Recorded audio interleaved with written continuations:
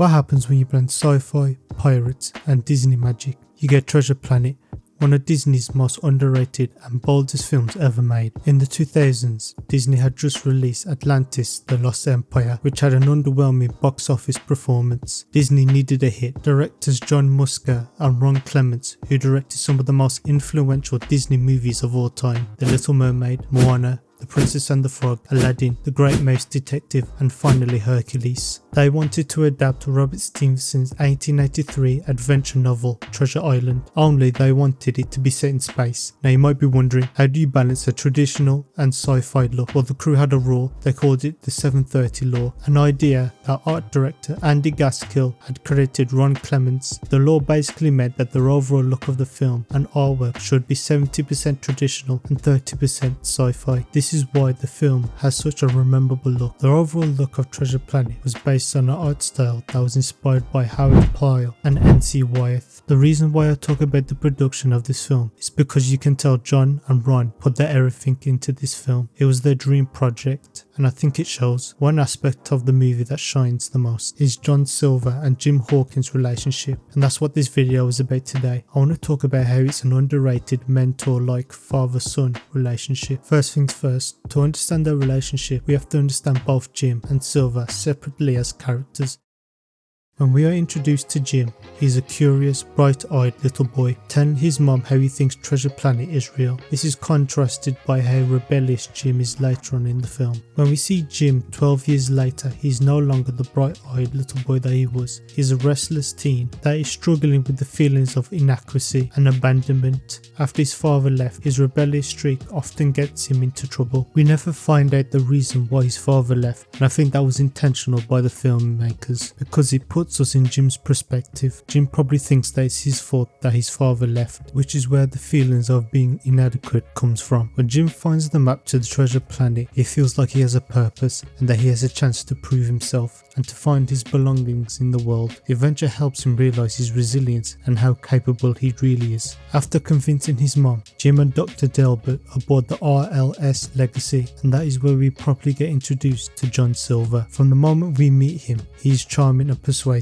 which is in contrast to his appearance, having a blend of human and robotic parts, making him both intimidating and versatile. Silver, being a cyborg, symbolises his dual nature, torn between his human emotions and his pirate instincts. Side note, I want to talk about Silver's design and how it uses 3D and 2D animation, making him Disney's first hybrid animation character. When asked why, Roy Conley said, being a cyborg, he's half man and half machine. His machine half has been animated on a computer with the latest state-of-the-art 3D animation software, and his human half, or biological half, is traditionally drawn by probably the greatest living Disney animator today, Glenn Keane. The idea of making Silver a cyborg came from the filmmakers, that in the novel John Silver had a wooden leg, so the filmmakers decided to take it a step further by making him a cyborg, because the movie took place in space, was in the future. Anyway, Captain Amelia puts Jim under Silver's command. Given Jim's past with his issue with trusting father figures, he keeps his guard up around Silver. As the journey progresses, Silver takes Jim under his wing, teaching him practical skills and life lessons. They bond over shared moments like repairing the ship or practicing on the Solar Surfer. Silver's tough love approach and words of encouragement help Jim to start believing in his potential, sparking a sense of trust and admiration towards Silver. I want to talk about a moment that really stuck with me, the speech that Silver gives to James. I need to give some context so that you're all caught up. The RLS Legacy was heading into a black hole. Jim was tasked to secure everyone's ropes to the ship, only for Scroop to cut Mr. Arrow's line, leading to his death. Heartbroken, Jim wonders if he will ever be good enough. This leads to Silver trying to consult Jim, giving him motivation to keep fighting no matter what.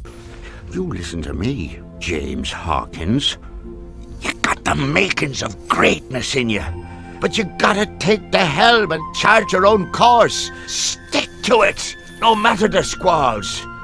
And when the time comes, you get the chance to really test the cut of your sails and show what you're made of. Well, I hope I'm there, catching some of the light coming off you that day.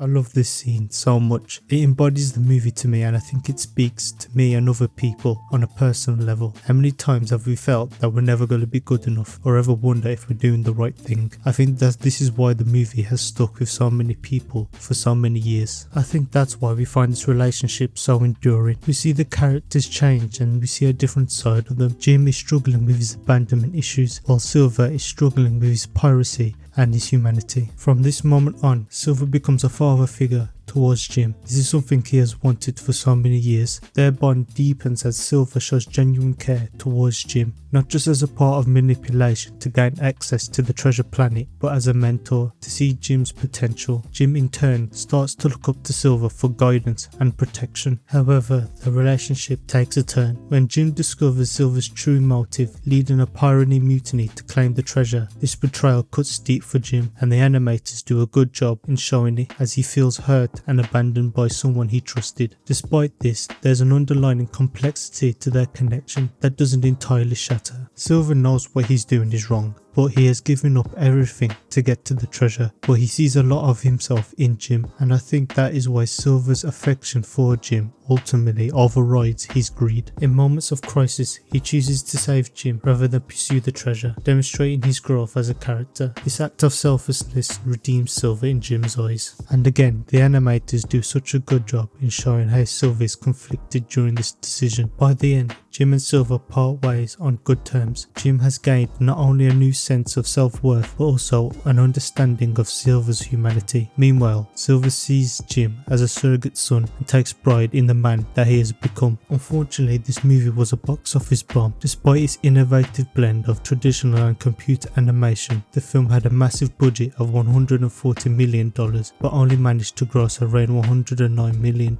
worldwide. But let's be honest, Disney didn't really try to help its marketing. It had competition with Harry Potter, The Chamber of Secrets, and Lord of the Rings, The Two Towers. However, I am happy to see that the movie has gained a cult following, leading to this movie being appreciated throughout the years. There were plans for a sequel, but were cancelled. It would have followed Jim as a student at the Royal Interstellar Academy. The story was set to introduce a new character, Kate, as Jim's classmate and eventual love interest. Together they would face a new villain, Captain Ironbeard, a cyborg pirate with a dark history tied to John Silver. This movie would have probably given us more backstory on John Silver's past. My final thoughts are that I would rather see a live action Treasure Planet movie than Disney using IPs that they know will be successful. Having a live action Treasure Planet movie would introduce a new generation to the animated one, and I think it would be a success due to the film being a cult classic and gaining traction throughout the years. If you enjoyed this video, please like and subscribe. Let me know what other video ideas you would like to see, and I hope you have a nice day.